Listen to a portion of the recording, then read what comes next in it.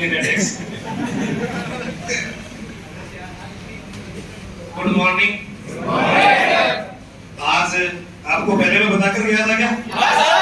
कौन से सर के बारे में बताकर गया था? आखिर आपने वो चेहरा अपने सामने देख ही लिया है। बिहार जो शिक्षा का सबसे बड़ा केंद्र रहा है, उस जन्मभूमि में जन्म लेकर पूरे भारत में अपना एक परचम फहराया मैथ मस्ती के नाम से, और वर्तमान में पहली बार ही एक चुनाव लड़ा और उसके मुखिया पद पर सुशोभित रहे। खुद ही को कर विरोध इतना कि खुदा खुद बंदे से पूछे कि बता तेरी रजा क्या है। उन्होंने बुलंद किया और ये कहा कि मैं ये कर सकता हूँ, आई कैन डू इट, और वो करके दिखाया। वह शख्सियत हमारे बीच है। एक बार जोरदार स्वागत।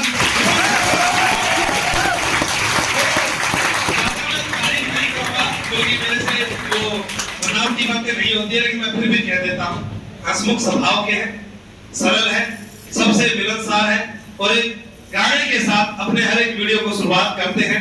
शायराना अंदाज से ज्यादा इनका एक सॉन्ग जो भी अच्छा लगे आपको, क्या दिल का आलम मैं क्या, तो हर एक की वो आप इनसे सुनेंगे और अपने बीच लगभग 20 से 40 मिनट के बीच यहाँ रहेंगे।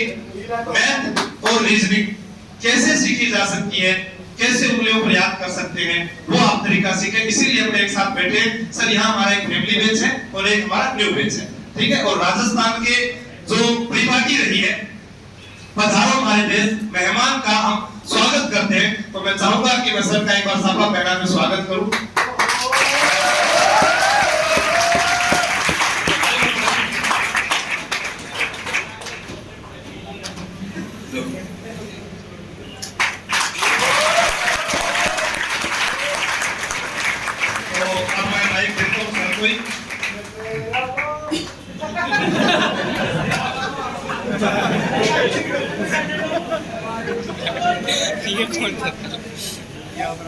कहाँ से शुरू होना चाहिए?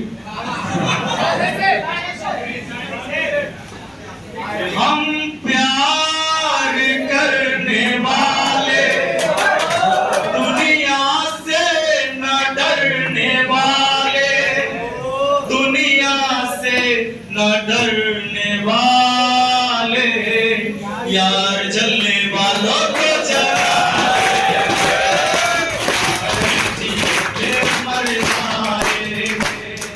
यार जलने वालों को जलाए, यार में जी ये मर जाएंगे। Thank you. चलिए, बहुत बहुत धन्यवाद आशु सर का और यहाँ पर बैठे तमाम छात्रों का कि आपने मुझे ये प्यार दिया और ये अपनी राजस्थान की पगड़ी पहना के हमारा मान सम्मान को और बढ़ाया। इसके लिए तहे दिल से हम सारा आभारी रहेंगे आपके हमेशा। और आशु सर ने बताया कि एक हमारा इसमें फैमिली बैच है और एक कोई न्यू बैच है। अच्छा, फैमिली बैच मतलब पारिवारिक बैच। माहौल पूरा पारिवारिक हो चुका है, तो कोई दिक्कत तो है नहीं। तो सहरा मेरे सिर पर अभी बंधा है, एक सहरा आपके सिर पर बंधने वाला है, वो नौकरी के बाद बंधेगा। तब आप कहोगे कि ये तेरा है, तेरा रहेगा इस हबीब का दिल, न तोड़ ऐसे मोहब्बत में इस गरीब का दिल। तो थोड़ा पगड़ी को मैं संभाल के रख देता हूँ। अच्छा, ये सब गाने जो होते हैं ना, ये गरीब विद्यार्थी सब के मतलब बेरोजगारी युवक के लिए सब गाना होता है, वो बाद में गाता है। तेरा है, तेरा रहेगा ये हबीब का दिल, न तोड़ ऐसे मोहब्बत में इस गरीब का दिल, है ना। ये सब गरीब प्रेमी सब के लिए होता है। आपके यहाँ तो अलग अलग ये लैम्बोर्गिनी वाला गाना तो चलता है इधर। वो पहले जमाना था जब कहते थे, पहले के प्रेमिका गाती थी कि पहला पहला प्यार है, आई बहार है, आजा मेरे बालमा तेरा इंतजार है। लेकिन अब नया जमाना अब आ गया है कि दूसरा तीसरा प्यार है, आई बहार है, आजा मेरे साजना न तो चौथा तैयार है। वो वाला समय गया, इसलिए आपको तैयार रहना है एनी टाइम। और नहीं तो भाई आप नौकरी के चक्कर में लंबा समय अगर बिताओगे तो फिर लंबा समय किसी के पास है नहीं। सब चीज के लिए समय फिक्स है ना। तो चलिए आज हम थोड़ा देर में फिर यहाँ से निकल ही जाएंगे, क्योंकि मुझे 3 दिन का समय मिला था। मैं बिहार से आया हूँ, यहाँ से हरियाणा और हरियाणा से कल वापस बिहार। तो लगभग 30 से 40 मिनट मेरे पास वक्त है जो आपके साथ गुजारूंगा आज, और गुजारना चाहते हैं हमारे साथ सबका। तो बाकी चीजें होते रहेंगी बीच बीच में। मैं चाहता हूं कि मैं आपको गणित सीखने का कुछ ललक पैदा करूं, कुछ जिज्ञासा पैदा करूं कि आपको गणित सीखना कैसे है और तरीका क्या है हमें पढ़ने का। जैसे देखिए, पढ़ाई बहुत लोग करते हैं, ऐसा नहीं कि पढ़ाई लोग करता नहीं है। सब जगह जितनी भीड़ यहाँ कोचिंग में है, ऐसी भीड़ राजस्थान यानी जयपुर के अंदर भी और सारे कोचिंग संस्थान में भी होगी। यहाँ से आप पटना चले जाइए तो आपको बेंच डेस्क पे बैठे, हमारे क्लास में देखिएगा नीचे बच्चे बैठे होते हैं। बेंच डेस्क के बाद जगह नहीं मिलती उनको बैठने की, तो नीचे बैठते हैं, नीचे ऐसे ही, ये पूरा रास्ता में ऐसे ही बैठते हैं नीचे फर्श पे। तो कहने का मतलब पढ़ाई पूरा देश कर रहा है, ऐसा नहीं कि नहीं कर रहा है। जितने बच्चे आज यहाँ पढ़ाई कर रहे हैं, सच्चाई ये है कि नौकरी सबको नहीं होने वाला है, ये बात भी पक्का है। अगर ये सच्चाई अगर मैं नहीं बताऊं तो क्या दिक्कत है, लेकिन ये सच्चाई है, सो आप मान लीजिए कि जितने भी लोग तैयारी करते हैं जॉब सबको नहीं होता, सरकारी नौकरी में सब नहीं लगते। इसका रीजन एक है, अगर केवल शिक्षक के पढ़ाने से वो जॉब में लगते हैं तो उसके पढ़ाए हुए, सोचिए एक बैच में अगर 1000 स्टूडेंट है, 1000 में से 10 बच्चे जॉब में लगते हैं, 990 नहीं लगते हैं, तो उसी के पढ़ाने से नहीं लगते हैं। अगर 10 बच्चे के सफल होने का श्रेय शिक्षक को जाता है तो 990 के फेल होने का भी श्रेय उसी को जाना चाहिए। जाना चाहिए कि नहीं जाना चाहिए? पर ऐसा क्यों होता है कि एक ही टीचर ने सबको पढ़ाया, 10 सफल हुए, 990 फेल हो गए? इसका सीधा मतलब है कि हमारे अंदर भी कुछ टेक्निक होता है कि हम चीजों को सीखते कैसे। शिक्षक जो बात बोलता है सबके लिए, उस बैच के सभी विद्यार्थी के लिए एक ही बात होता है। एक सवाल का जो आंसर बताएगा, जो तरीका बताएगा, जो उसका सॉल्यूशन बताएगा, वो सॉल्यूशन तमाम छात्रों के लिए होता है। पर छात्र फिर उसे कितना याद, कौन कितना रखता है, सबकी अपनी अपनी कैपेसिटी होती है ना। सबके अपने अपने तरीके होते हैं कि उस बात को कोई 4 दिन तक याद रखता है, कोई 14 दिन याद रखेगा, कोई साल भर याद रखेगा, कोई अभी सुना कहा कि ऐसी बोल रहा था, चलो बात खत्म। सब आ रहा था इसलिए हम भी आ रहे थे, सबने क्लास ज्वाइन किया था इसलिए हमने कर लिया था। तो कुछ लोग इसलिए सिर्फ आते पढ़ते, इसलिए सफलता में कुछ ही लोग चुने जाते हैं, सफल होने के लिए कुछ ही लोग चुने जाते हैं, क्योंकि तरीका अपना अपना अलग अलग होता है। तो मैं चाहूंगा कि कुछ तरीका आपके पास पढ़ने का होना चाहिए, ऐसा टेक्निक की चीजों को लगातार लंबे समय तक याद रखें। सबसे ज्यादा विद्यार्थी के अंदर भूलने की समस्या होती है कि नहीं? जितने भी चीज पढ़ते हैं जल्दी जल्दी आप भूलते होंगे, बड़ी तेजी से भूलते हैं। आज आप पढ़ के गए, 5 दिन पहले जो पढ़े थे उसमें से लगभग मुझे लगता है 70-80% गायब हो गया आपके दिमाग से। शिक्षक ने जितनी चीजें यहाँ बताई, ऐसा होता है क्या? तो एक बात समझने की चीज है, क्या हमारा मेमोरी कैपेसिटी कमजोर है? क्या ऐसा है? ये गौर करने की चीज है। अगर ऐसा है तो सोचिए, जो बचपन की कुछ चीजें जो आपको पढ़ाया गया था वो आज भी याद है। जैसे अ आ ई पढ़े थे ना? पढ़े थे कि नहीं? अ पढ़े थे, आ पढ़े थे, याद है आज तक कि नहीं? ABCD याद है कि नहीं? अच्छा, ऐसा नहीं है कि ये चीजें उस टाइम आसान था आपके लिए, ये उस टाइम भी हार्ड रहा होगा। अगर भरोसा नहीं है तो आज अपने घर पे जाइए, छोटा बच्चा को पढ़ा के उसे दिखाइए और उसे सिखाइए। एक बार में और नहीं लिखेगा सही से, 2 बार में भी नहीं लिखेगा, 3 बार में भी नहीं लिखेगा, और लिख भी ले तो कल भूल जाएगा। ये बात भी पक्का है, गलती करेगा। हम लोग भी खूब गलती किए होंगे, लेकिन वो बचपन की चीजें आज तक हमें याद है, और आज जो 4 दिन 5 दिन पहले पढ़े वो भूल जाते हैं। 20 साल पहले, 15 साल पहले, 18 साल पहले की चीजें आज तक याद है, और 5 दिन पहले की चीज भूल जाते हैं। इसका मतलब है कि मेमोरी कैपेसिटी कमजोर नहीं है। उस समय की बात भी भूल जाते। कुछ बात ऐसे होता है कि कभी दोस्तों से झगड़ा हुआ, और मान लो आप यहाँ से अभी निकले हो, क्लास में बैठा हुआ एक बच्चा तुमको गाली देके चला गया।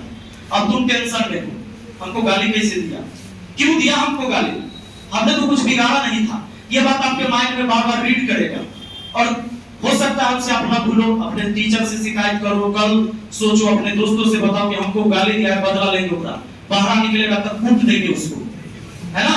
तो पूरी प्लान करते रहते आप माइंड में। अब क्या होता है कि वो चीजें आप नहीं भूलते, फिर क्लास से पढ़ के जाते हुए चीज क्यों भूल गए? इसका एक ही मतलब है कि हमने चीजों को अपने दिल और दिमाग में नहीं बिठाया जो पढ़ाई हो रहा था, और वो चीजें मैंने अपने दिल और दिमाग में बिठा लिया कि जो किसी ने मुझे गाली दिया, किसी ने मुझे कोई अपशब्द कह दिया, उसको हमने एकदम अपने दिल और दिमाग दोनों जगह छाप दिया। ऐसा ही होता है ना।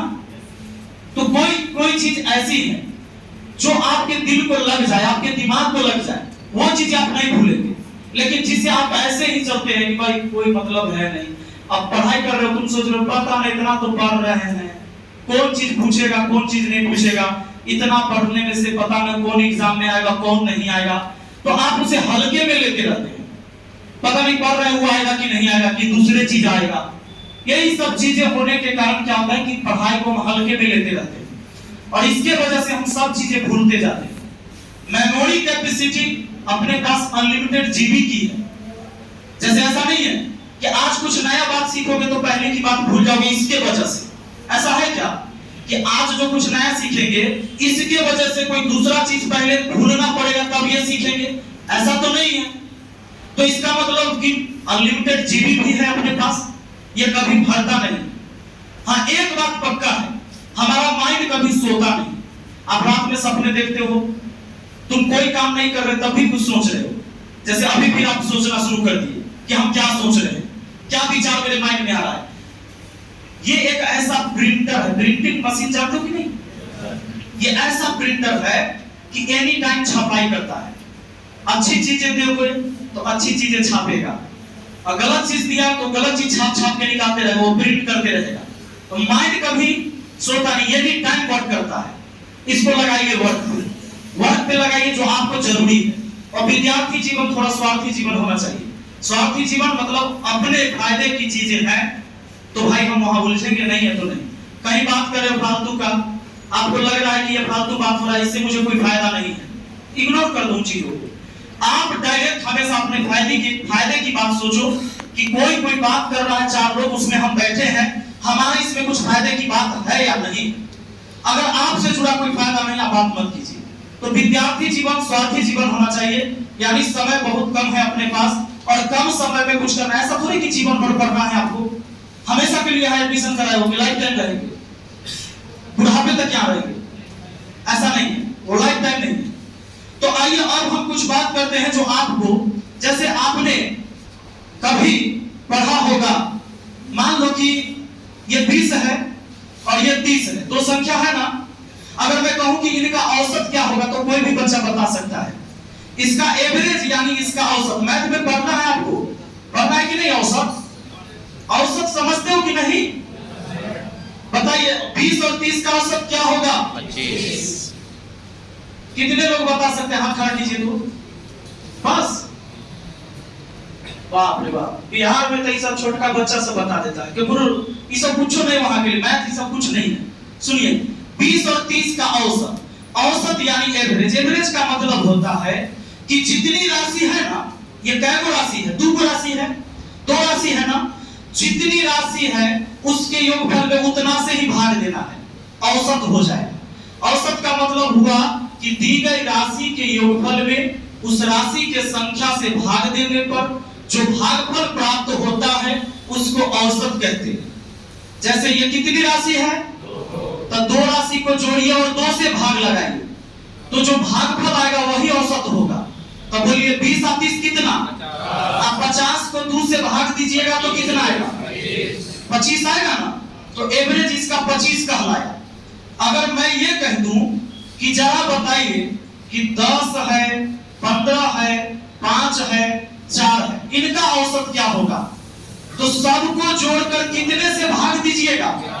जितनी राशि है उतना से भाग देंगे। ये राशि 1, 2, 3, 4। मतलब मान लीजिए कि किसी परिवार में 4 लड़के, किसी के पास 10 टॉफी है, किसी के पास 15, किसी के पास 5 और किसी के पास 4। लेकिन ये सब चाहता है कि एवरेज में बांटना है। एवरेज में मतलब इसका ये मतलब कि सबको बराबर बांट दो, तो कितनी कितनी हिस्सा आएगा? तो 10, 15 और 5 जोड़ेंगे, ये 20 और 10, 30 और 4 34 को भाग लगा देंगे कितना से? 4 से। अब 34 का आधा होता है 17, 4 का आधा होता है 2, 17 को 2 से भाग दिया 8.5, 8.5 पक्का ना? यानी 8.5 8.5 8.5 सभी में हिस्सा बच जाएगा अगर बराबर बांटते हैं तो। यही बात है ना। तो एवरेज के लिए इसीलिए ना फॉर्मूला बताया जाता है कि एवरेज बराबर होता है योग बटा n। किताबों में लिखा होता है कि नहीं, योग बटा n ऐसे रहता है ना, एवरेज बराबर योग बटा n। मतलब जितनी संख्या उन सबको क्या करना है, जोड़ देना है, और जितनी संख्या को जोड़े हैं उतना से ही भाग लगेगा। यही बात ना। अब सुनिए जरा, अगर मान लो कि इस क्लास के सभी विद्यार्थी का औसत आयु निकालना है, तो सबसे पहले मुझे यह पता करना होगा कि इस पूरे क्लास में विद्यार्थी है कितना, यानी वेद का मान हो गया, संख्या हो गया कि कितनी संख्याएं हैं, और यह पता करना होगा कि किसका उम्र कितना, किसका उम्र कितना, किसका उम्र कितना। सभी के उम्र को जोड़ के और जितनी संख्या उससे भाग दे देंगे तो इस क्लास के सभी विद्यार्थी का औसत आयु पता चल जाएगा। पक्का ना। अगर मान लीजिए 300 स्टूडेंट है तो कितना से भाग लगेगा। अब इसमें कोई 20 साल के, कोई 22 साल का, कोई 19 साल का, कोई 23 साल का, कोई 25 साल का, सबको काउंट करेंगे, जितना संख्या उतना से भाग। अगर एवरेज वेट रहेगा, औसत वजन रहेगा, तो सबका वजन तौलेंगे नहीं, तराजू पर चढ़ा के सबको, तराजू कांटा पे और चढ़ा के तौलेंगे कि हुआ 45 केजी का, चल उतर, अगला 55, अगला 48, और सब काउंट करेंगे पूरे क्लास के और टोटल वजन कर लेंगे, और जितनी संख्या उतना से भाग दे देंगे, औसत वजन हो जाएगा। यही बात है ना। अब सुनिए, अब जानते हैं 1 2 3 4 ये सब नेचुरल नंबर है कि नहीं। अगर मान लीजिए इसको मैंने लिख दिया 99 और कहा कि इसका एवरेज क्या हुआ, तो सुनिए, ये ऐसा संख्या है, ये ऐसा सीरीज है जिसके प्रत्येक दो पद के बीच का अंतर समान है। नेचुरल नंबर यानी प्राकृतिक संख्या है, गिनती की संख्या है ना। ये 1 2 3 4 5 6 7 8 9 ये सब क्या कहलाते हैं, प्राकृतिक संख्या कहलाते हैं, गिनती की संख्या है ये।